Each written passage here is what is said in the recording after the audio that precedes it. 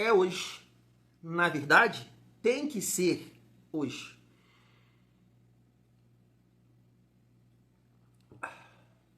Que isso, Tiagão? Já o suco amarelo? Não, família, que isso aí também não, né? No momento que estou gravando esse vídeo, 1h40 da manhã.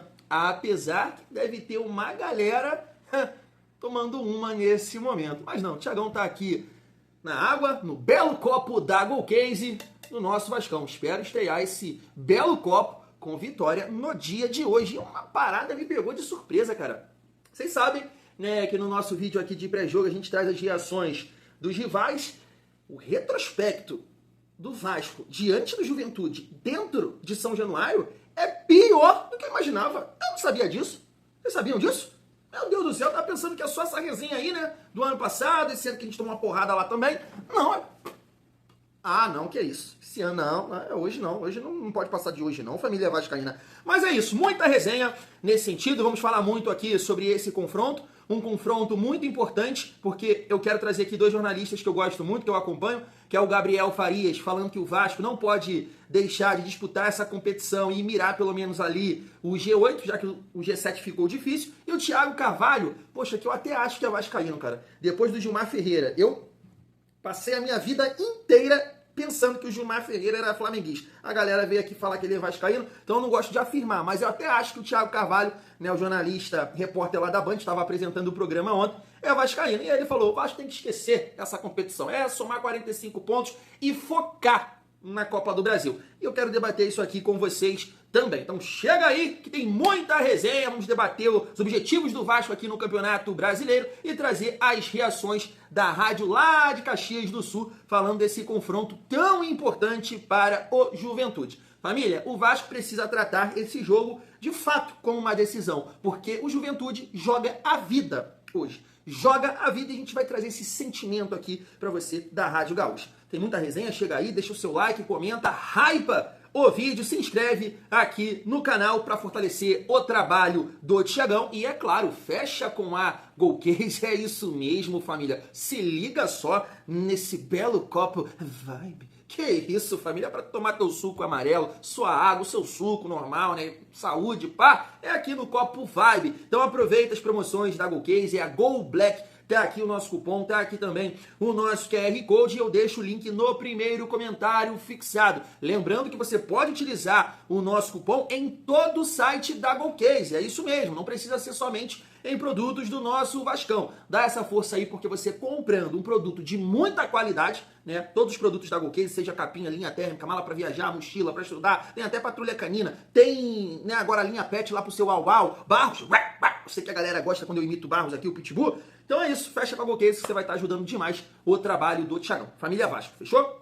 Vamos lá, vamos seguir a nossa resenha. E assim, família, deixa eu, né, colocar logo esses cortes que eu separei aqui, e aí o Thiagão volta pra gente resenhar sobre o momento do Vasco no Brasileirão, os objetivos, e também trocar uma ideia sobre esse confronto aí contra o Juventude, porque eu estava assistindo também a Rádio Gaúcha falando, né, da estratégia, do modelo de jogo que o Carpini pretende para encarar o nosso Vascão também. Eu vou resenhar sobre isso também com vocês, fechou? Se liga só.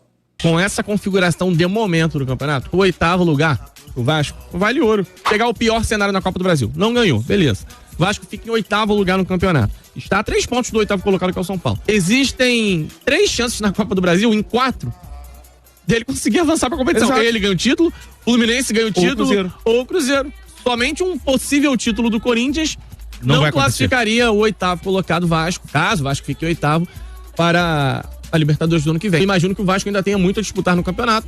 Inclusive, esse é um jogo tranquilo para você vencer dentro de casa, retomar a boa fase e ganhar confiança. O Vasco, de coração, não vai arrumar mais nada nesse Campeonato Brasileiro, tá?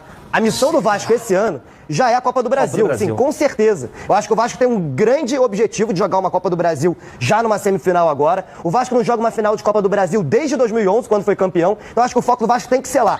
Eu, se sou o Diniz, vou com o time completo amanhã. Faço por merecer ganhar esse jogo em São Januário. Talvez vá ser um dos adversários mais tranquilos, entre aspas, que o Vasco vai ter jogando em casa. Chega aos 45 pontos, que é o número matemático. O Vasco tem 42 hoje e não tem mais nenhuma chance de cair. A partir daí, começaria a revezar esse time, poupar alguns jogadores para chegar em dezembro com o time descansado e fazer um jogo bom contra o Fluminense, até porque os 2 jogos são no Maracanã, onde o Fluminense tem um bom retrospecto, apesar do Vasco ter sido o único time a vencer o Zubeldia no Maracanã. Concorda? Passo que eu fiz uma simulação e falei que eu não tinha colocado ponto em São Januário. Eu acho que é muito importante que consiga esse ponto. Não dá para ficar esperando sempre a próxima rodada, porque uma hora termina o campeonato. E aí não vai ter mais rodada e vai estar lá na condição onde está no campeonato. Então o Juventude tem que conseguir dar a volta no campeonato. E para dar a volta no campeonato, o Juventude precisa pontuar o mais rápido possível e o máximo possível. Se conseguir uma vitória amanhã, ele muda de patamar. O retrospecto é bom em São Januário, sim, mas tem que melhorar ainda mais esse retrospecto. Melhorar ainda mais os resultados que historicamente obtém diante do Vasco. Para que possa o Juventude, eu repito, mudar de patamar. O Juventude ganhando o jogo no sábado, aí passa a deixar de ser um sonho de mais otimistas a permanência na Série A. Passa a ser algo palpável, algo real, sabendo, eu repito, que os adversários têm confrontos difíceis. A Rádio Caxias transmite domingo o jogo do Vitória contra o Botafogo. E também tem, não vamos fazer porque é mais tarde, o confronto do Santos com o Flamengo. Mas são jogos importantes e que é real o grau de dificuldade que tanto o Vitória quanto o Santos vão ter na rodada. Se o Juventude inventa de ganhar o jogo amanhã, ele está habilitadíssimo, sim, para falar em permanência, eu repito, sem isso parecer um discurso de uma pessoa otimista, né, Muki? Tem sim, acredito num ponto, acredito que pode trazer um ponto sim, hoje mesmo, né, falamos no Campo Neutro, até o Gustavo Cortes me mandou aí, são 11 jogos lá do Juventude no São Januário, o Juventude ganhou 2 do Vasco, e o Vasco ganhou 1, e os outros foram empate, né, teve aí 8 empates, a maioria deles por 1-1, então além do histórico, né, que eu levo sempre em conta, não é fator preponderante, nem fator decisivo, mas eu levo em conta a história, eu levo em conta essas situações.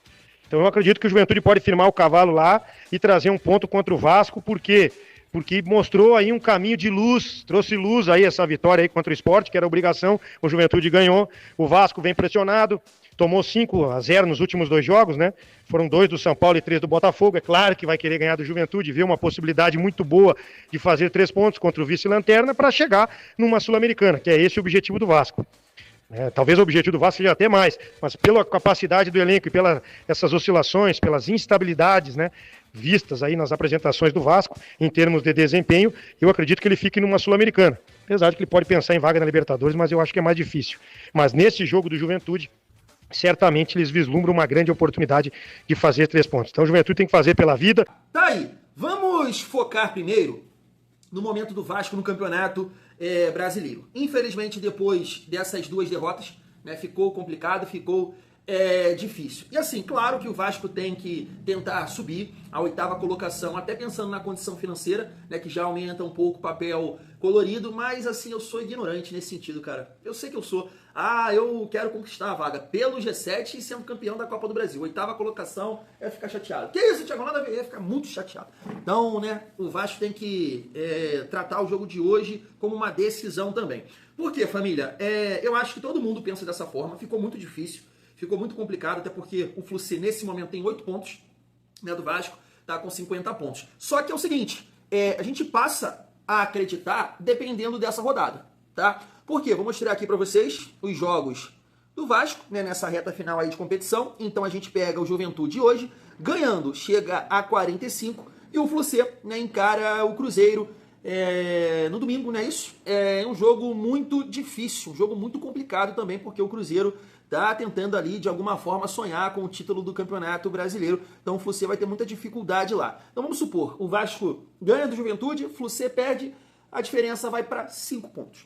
Poxa, e aí faltando 1, 2, 3, 4, 5 jogos, você pode sim sonhar em tirar essa diferença. Agora, empatando ou perdendo hoje, aí esquece. Aí realmente jogar o jogo, jogar os jogos, claro, tentando vencer, mas visando de alguma forma se preparar para a Copa do Brasil. E aí, pegando o gancho do Thiago, né?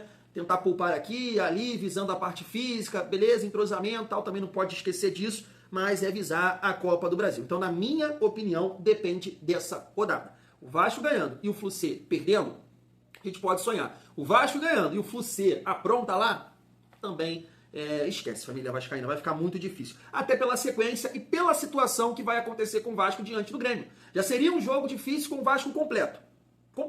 o Vasco vai ficar sem Cuesta, Andrés Gomes, Pumita, PH. Então, você pensa. Aí é isso, né? Porque, olha só, família, até para tirar 5 pontos é complicado. O Vasco tem 2 jogos fora de casa, né? Depois do Juventude, que é o Grêmio e o Bahia. Bahia é o melhor mandante e a gente sempre tem muita dificuldade lá contra o Grêmio. Mas é isso. Esse jogo aqui contra o Grêmio, ele é acessível. Dá sim para ganhar completo. Eu estaria muito confiante. Agora, com esses desfalques, a gente sabe que o Diniz tem muita dificuldade de optar por jogadores com mais saúde, então ele vai ter que colocar jogadores mais pesados para esse confronto, e aí o Vasco tem muita dificuldade, né? Principalmente fora de casa, família. Mas assim, é bom, né, a gente acreditar na vitória de hoje, na derrota do Flu-C, e que o Vasco tem ainda assim o objetivo de chegar nesse G7. Mas como eu disse, depende de hoje, dessa rodada, mas ainda assim é um objetivo muito complicado pela sequência que o Vasco tem. Se o Vasco sobrevivesse nessas 2 rodadas, conquistando bons resultados diante do Grêmio e do Bahia, aí é outra parada. Até porque, nessa mesma sequência, o Flu-C pega o Flamengo e depois o Palmeiras. E aí, assim, o Vasco pega o Inter, depois o Flu-C o São Paulo, que também tá nessa briga. Então, assim, dá pra sonhar, né? Dá pra sonhar, mas eu acho que depende dessa rodada. Vamos lá, família, vamos focar aqui no jogo, e aí, né, trocando uma ideia sobre tudo que a Rádio Gaúcha aí pontuou. Eu tava vendo aqui os últimos jogos do Juventude fora de casa, né? Nessa última rodada parece até uma coisa, conseguiu ganhar do Sport, justamente porque encara o Vasco na próxima rodada, aí vitória, né? Perdeu pro Grêmio por 3-1, jogou 2 jogos seguidos, né, fora de casa, perdendo pro Internacional por 3-2 e para o Flu-C por 1-0 com aquele gol cagado, né, do Thiago Silva. Então assim, família, é uma sequência aqui, né, que a gente pode pontuar de uma vitória diante do Sport e 3 derrotas, né? Grêmio, Inter e Flu-C. Mas assim, mesmo assim, eu entendo que não é um adversário fácil, até pelo histórico mencionado, aí o Vasco não tem muita sorte contra o Juventude, não sabia desse histórico, não sabia mesmo, de 11 jogos, o Vasco só ganhou 1, perdeu 2 e o resto empate. Que é isso, cara? Pelo amor de Deus. Então assim, acredito, claro, que, por exemplo, se você pegar, e eu até mostrei isso aqui pra vocês, né? Os últimos jogos contra o Juventude, pontuei aqui, os times não dá pra comparar, tá? Esse é o melhor time que vai encarar o Juventude se eu pegar o ano passado e o primeiro turno, tá? É o melhor time. É o time mais equilibrado, que tem saúde, né, com os 2 volantes, que tem um atacante de mobilidade, que tem o meia, a linha de 4 de qualidade. É um time muito equilibrado, esse Vasco. Então, assim, a gente tem que tentar quebrar essa urucubaca aí diante do Juventude e somar os 3 pontos, família vascaína. E assim, vamos falar um pouco aqui do Juventude. Nosso último vídeo, eu até debati com vocês, né, porque eu não tô acompanhando o Juventude jogar, e eu fiquei, será que o Juventude está jogando com 3 zagueiros? E sim, está jogando com 3 zagueiros. Até peguei aqui a escalação do último jogo contra o Sport. Eu não passei aí para não ficar muito longo o vídeo, mas eu estava acompanhando o repórter, o jornalista falando que sim, a possibilidade do Carpini hoje jogar com 3 zagueiros é muito grande, porque o Juventude basicamente não teve muito tempo para trabalhar para esse jogo. Acho que jogou na quinta-feira, não foi isso? Acho que sim. E aí teve que viajar e tudo mais. Acho que fez um treino visando esse confronto. Então, né, é bem provável que ele vai optar pelos 3 zagueiros. E aí uma mudança que pode acontecer por isso, né, por essa logística, jogo, viagem, cansaço, é o Nenê ficar fora do time titular, ficar no banco e entrar o Lucas Fernandes, né, aquele que eu comentei também aqui com vocês, que passou pelo Botafogo, foi revelado no São Paulo, Cuiabá, né, a galera tinha uma expectativa muito grande nele, mas parece que, né, não vingou. Rodou aí, foi pro Cuiabá, agora a Juventude não tá parando em lugar nenhum. E assim, é interessante, né, porque o jogo contra o Vitória, o Vasco teve muita dificuldade encarando 3 zagueiros. Contra o São Paulo, eu não preciso nem falar, apesar que o Vasco criou, mas não conseguiu concluir em gol e acabou derrotado. Então é mais um time que vai jogar contra a gente com essa formação aqui de 3 zagueiros, que eu entendo que está dificultando, né, pra gente. A situação do Hugo Moura, que eu também vou pontuar aqui, família, tá aqui, ó, jogos do Vasco com Barros e Hugo Moura como titulares. 1-1 contra o Flamengo, 3-1 contra o Bahia, 2-0 contra o Cruzeiro, e apesar da merda, né, o Vasco ganhou do Fortaleza. Então, uma sequência aqui de invencibilidade, e foi o que eu falei com vocês, né? Contra o Flamengo. Lembra quando eu não tirei o Hugo Moura pra merda, mesmo depois dessa cagada contra o Fortaleza? Sim, é por falta de opção. Se o Vasco hoje tivesse o Paulinho bem, eu defenderia o Hugo Moura como titular? Não, mas eu falei, por falta de opção, ainda é um jogador útil para o Vasco. E eu citei esses jogos. Eu falei, ele foi bem sim contra o Flamengo, ele foi bem contra o Bahia, apesar da expulsão, e aí condicionou o jogo, né? Contra o Cruzeiro, muito bem também na proteção ali da zaga, e o Fortaleza, né? Contra o Fortaleza ele fez essa cagada. Então eu tava pensando nisso, né? Que eu até comentei com vocês que eu, né? Isso eu entendo que é uma falta de opção, porque no mundo ideal seria ali um Paulinho, um Jair, ou até mesmo o Tietchan vivendo um bom momento, né? Mas já que o Tietchan não está contribuindo na frente, eu concordo com a entrada do Hugo. Então eu tava pensando no jogo do São Paulo, o que o Tietchan ajudou na construção? E sim, teve uma jogada ou outra ali que ele tentou finalizar, mas tá faltando um mucilão pro Tietchan, sustagem kids, todinho, alguma coisa para dar sustância para ele, leite, né? Para fortalecer os ossos, porque o Tietchan tá muito fraco, cara, tá muito fraco. O chute tá pererecando assim, não vai com força. Eu também chuto nada, tá parecendo eu chutando, né? Tá muito ruim essa chegada na frente do Tietchan. Realmente não tá contribuindo com essa chegada. Então, dessa forma, eu acho justo, né, a entrada do Hugo Moura junto com o Barros. Porque aí, família, o Diniz é muito inteligente, aí a gente não pode falar nada. O Diniz com bola, movimentando, é um gênio. Então eu acredito no gênio, na genialidade dele com o Vasco, o Vasco com bola, né? Então, não vai ter o Tietchan que vai fazer esse movimento aqui de encostar pelo centro do campo, mas ele vai criar ali mecanismos, movimentos com certeza do PH, que tem muita força, de aparecer, de ser mais um elemento no centro do campo, aparecer lá pelo lado esquerdo, porque aí você já vai ter dois volantes para fazer essa cobertura aqui nas subidas do PH. Então é isso, né? Eu também sou a favor, sim, da entrada dos dois volantes aí, Hugo Moura e Barros. Família, esqueci de pontuar, né? Vamos lá, o time do Juventude deve entrar em campo hoje com o Jandrei, Luan Freitas, que é irmão do Lucas Freitas, né? Rodrigo San e Wilker Angel. Igor Formiga vai jogar de ala. Kaique e Mandaca, né? É uma dúvida aqui em relação ao Peixoto.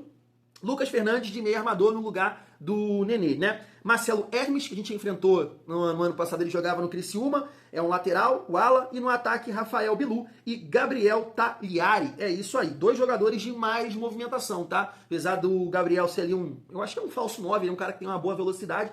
E esse Rafael Bilu, cara, eu conheci ele jogando no Criciúma, Série B. Acompanhei assim, botei o jogo pra ver, ele é habilidoso e tal, tanto que ele foi pro Cruzeiro, né? E aí não conseguiu vingar, mas assim, é um jogador para ficar de olho, tá? Não é um jogador bobo não, tem recurso, tem habilidade, marcar bem porque não é bobo não. E aí o nosso Vasco, né, família, você sabe de qual? Léo Jardim, PH, Cuesta, Robert Renan e Piton, Hugo Moura e Barros, Coutinho, Andrés Gomes, Nuno e Ryan. É assim, é o que eu falo aqui com vocês. Esse é o melhor time que o Vasco tem, na minha opinião, nesse momento, tá? A vitória, ela é importante, visando o Campeonato Brasileiro, interromper essa sequência negativa, e aí tem um detalhe importante também, tá?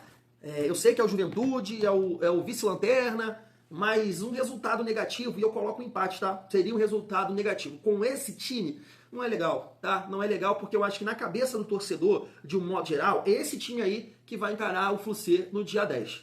Não é isso? Que todo mundo pensa dessa forma. Então, o resultado positivo, com uma boa atuação, é o ideal. É o que a gente quer para que esse time, esse grupo, possa voltar a ter confiança e a gente ter bons resultados, como eu disse, visando a Copa do Brasil, família vascaína. Fui!